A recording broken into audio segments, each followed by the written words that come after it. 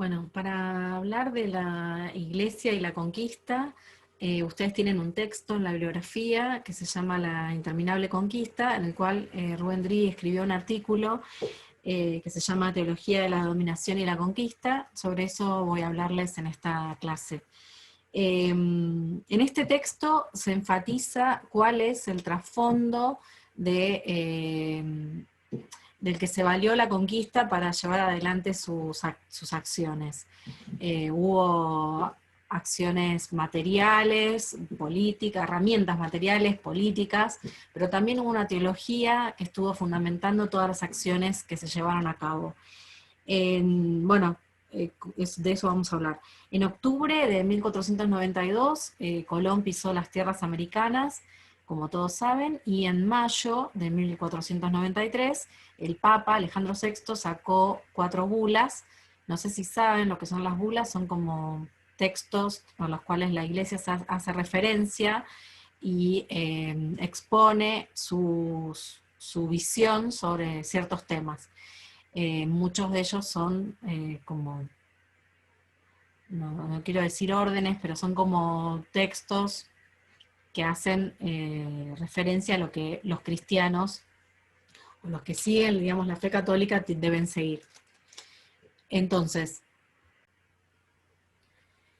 me olvidé de decir mi nombre. Yo soy Mafa, docente de la cátedra, y bueno, les voy a explicar este texto. Si quedan dudas, nos preguntan en la clase. Bueno, entonces, como dije, las 4 bulas que saca Alejandro VI, que era el papa de ese momento, tienen que ver con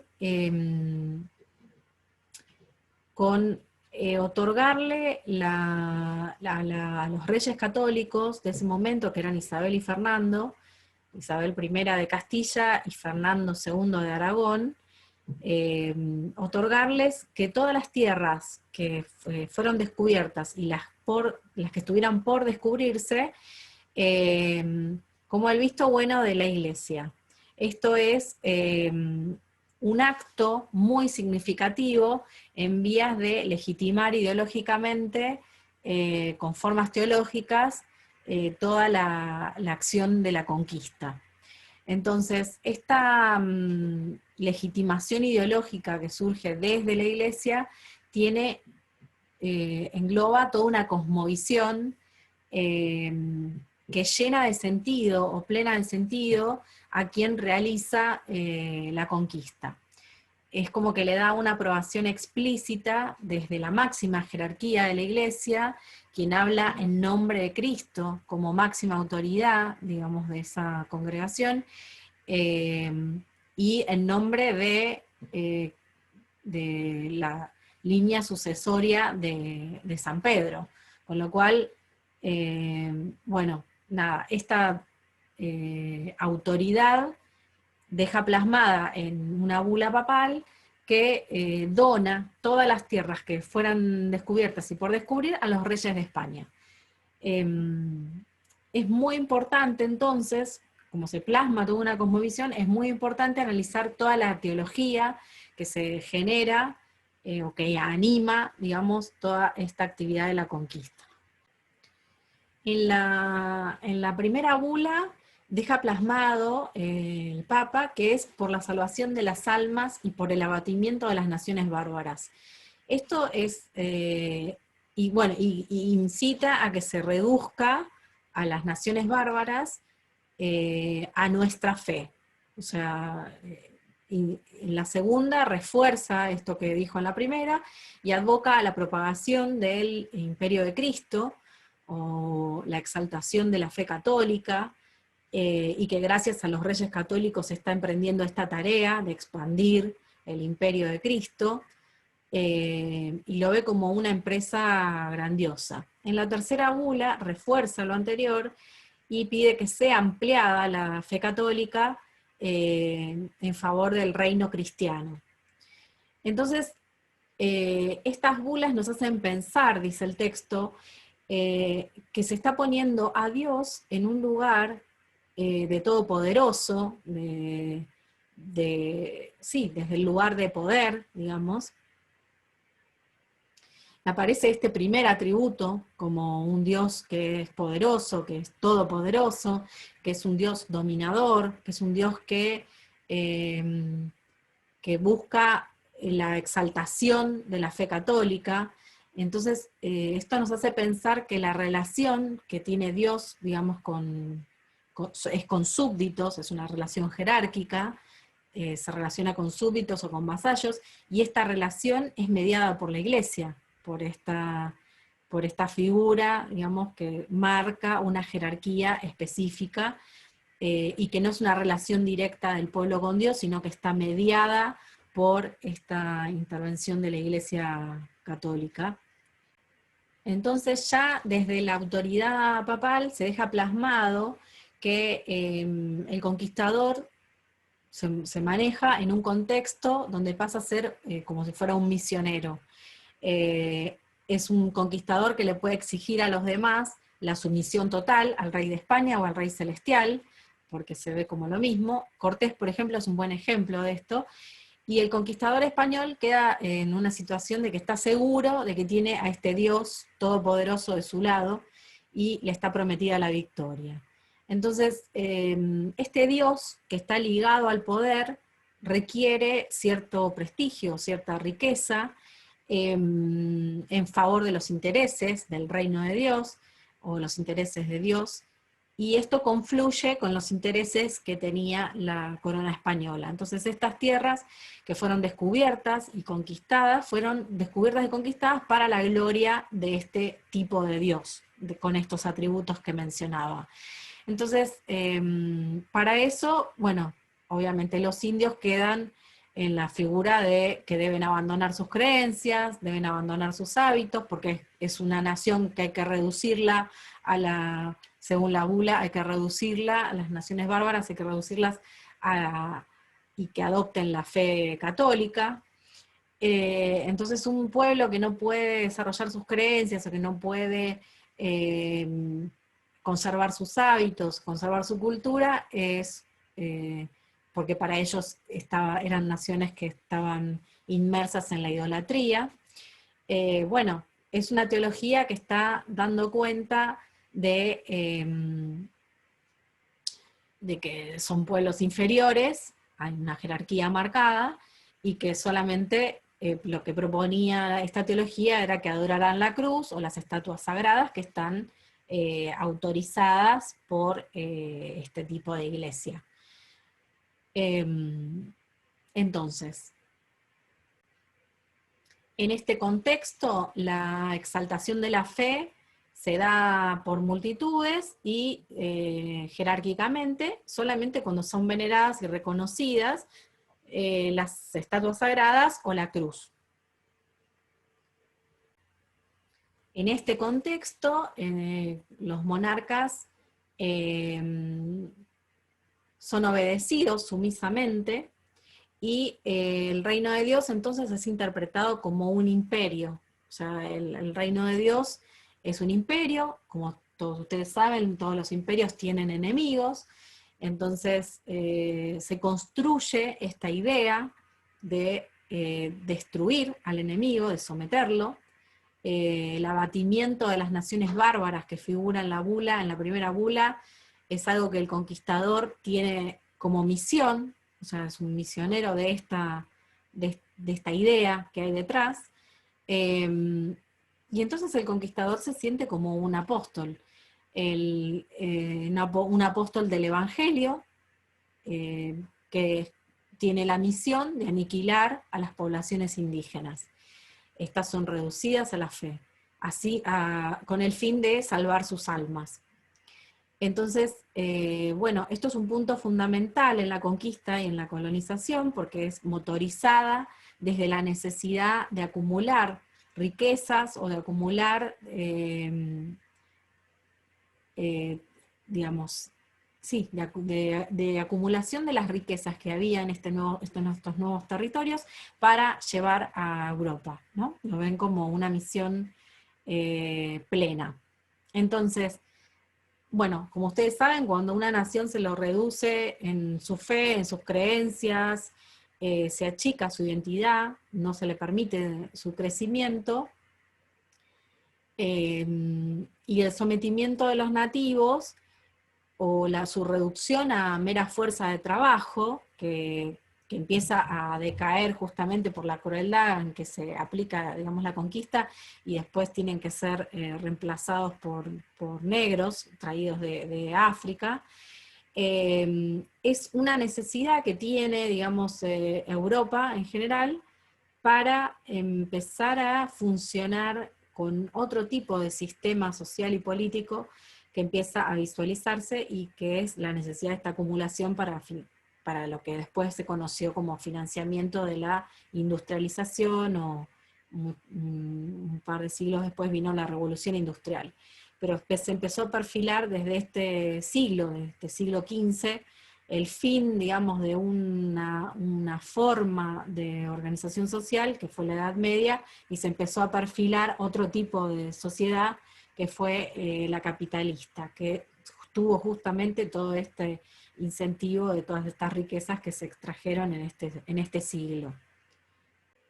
Es justamente en este siglo que se empezó a perfilar el capital, que se empezó a hacer posible un principio de sociedad capitalista a través de todas estas encomiendas y este desarrollo de una herramienta como un sistema sociopolítico de organización, que fue la encomienda, por la cual se extrajo todas las riquezas de América y se llevaron a Europa.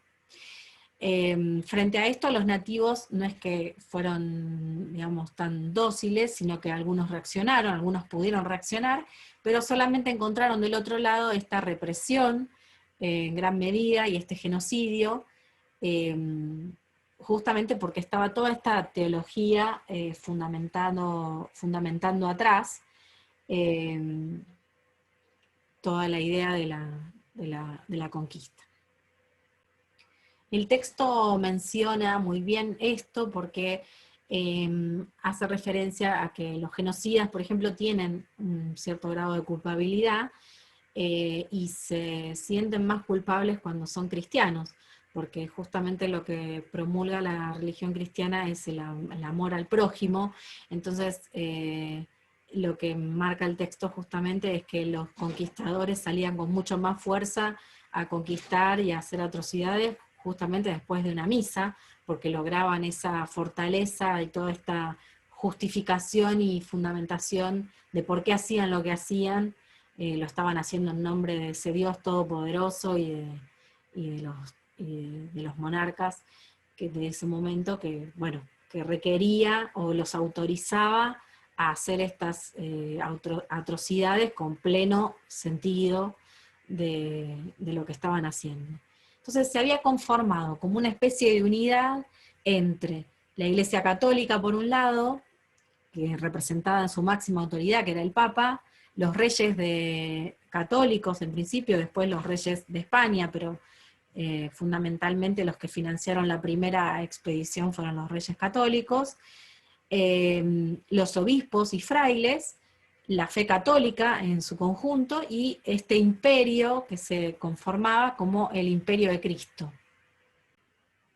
Toda esta riqueza que se extraía de América fluía a Europa, a España principalmente, pero muchas veces potencias como Holanda, Inglaterra, Francia también se hacían de botines a través de asaltos oceánicos que hacían a los barcos que llevaban estas riquezas a España. Pero bueno, todo fluía como para ir conformando lo que después llamamos la industrialización. Entonces, esta cosmovisión teológica que está por detrás, que acabo de explicar, legitimaba todas las acciones de la conquista, ¿no? Entonces el conquistador se sentía a sí mismo como un evangelizador, como un misionero, y esto lo disculpaba de todas sus ambiciones, crueldades y crímenes que estaba llevando a cabo. La grandiosidad con la que se presenta la causa es lo que legitima esta crueldad que nosotros conocemos sucedió en la conquista. Esto no surge de la nada. En la Biblia había ya un proyecto de dominación que estaba fundamentado teológicamente y que se opone a otro proyecto que existe también en la Biblia, que es de liberación. Alrededor del año 950 a.C., momentos en que la monarquía hebrea llegaba a su esplendor, la monarquía estaba fundada por David, su hijo Salomón lo sucede, y para alcanzar este poder y extensión, para conformar un imperio, se le pide por primera vez a los escribas que dejen plasmadas las historias del pueblo hebreo. Entonces se empieza a configurar en estas tribus una historia de origen que empieza a fundamentar la creación de este imperio. Estas historias tienen el fin de legitimar la monarquía davídica y el derecho de Salomón a esa asunción de máxima jerarquía de esta monarquía. Y el dominio que ésta ejercía por sobre otros pueblos. Entonces, estas historias teológicas se conocen como documentos yavistas, ya que a Dios se lo llamaba Yahvé, y este pasa a ser el Dios del principio de este tipo de relatos. Esto está en el Génesis, en el capítulo 12, y estas historias sientan las bases a través de la opresión o a través de la dominación hacia otros pueblos, hacia el sometimiento que hace el monarca sobre otros pueblos, y se convierte en un acto de salvación del pueblo hebreo, ¿no?, por sobre otros pueblos. Entonces el pueblo no accede a Dios directamente, sino que lo hace a través de este monarca, y toda esta teología de la dominación legitima ese proyecto de dominación de la monarquía davídica. Esto se formula en contra del proyecto de liberación que habían puesto en marcha las comunidades campesinas, o sea, las tribus del norte, que son grupos proféticos o tribus que escriben otro tipo de teología, y allí están las raíces de lo que se va a denominar después como teología de la liberación. Entonces este proyecto de teología de dominación se opone a este proyecto de teología de la liberación. La teología de la liberación tiene que ver con historias que se conocen como documentos eloístas, ya que a Dios se lo llama Elohim, y bueno, se producen estas dos historias que tienen que ver con dos tipos de atributos a ese Dios distintas. En el siglo VI surge un tercer proyecto que es de los sacerdotes, como grupo social dirigente de ese momento, que están en el exilio, retoman los ejes del proyecto monárquico, y se habla entonces de un proyecto monárquico sacerdotal. Entonces, volviendo a la conquista, ya existía este antecedente de este proyecto, y se toma, digamos, como referente para avalar con este tipo de teología, la teología de la dominación, toda la conquista. Obviamente que esto no se dio de una forma muy pacífica. Hay frailes que se han opuesto, digamos, a esta conquista tan cruel que se llevó adelante. Uno de los ejemplos fue Fray Bartolomé de las Casas, pero fue, por ejemplo, una figura que compartía la teología de la dominación, o sea, no dejaba de creer en esta figura del Dios Todopoderoso y de la figura del monarca por sobre las naciones bárbaras, sino que consideraba al indio como un ser, no lo consideraba como un ser incompleto, sino que lo consideraba como dotado de excelentes disposiciones, a quienes se les debía proponer pacíficamente el mensaje evangélico. Pero bueno, nada, hubo todo un sistema, digamos, montado ahí, sociopolítico, como para que la conquista se produzca. Las congregaciones que llegaron a América para llevar adelante la conquista fueron varias. Muchos de ellos fueron, los primeros en llegar fueron franciscanos, dominicos, agustinos. Los últimos en llegar fueron los jesuitas, que tenían otra concepción, si bien estaban dentro también de la teología de la dominación, tenían otra concepción del indio, como ya les mencionaba hace un ratito, y que el profesor Ezequiel va a contar una situación muy particular que se dio con un grupo particular de indígenas en América, y que es notable destacar. Bueno, hasta acá llegó la explicación del texto. Si quedan dudas nos preguntan en la clase. Muchas gracias. Entonces,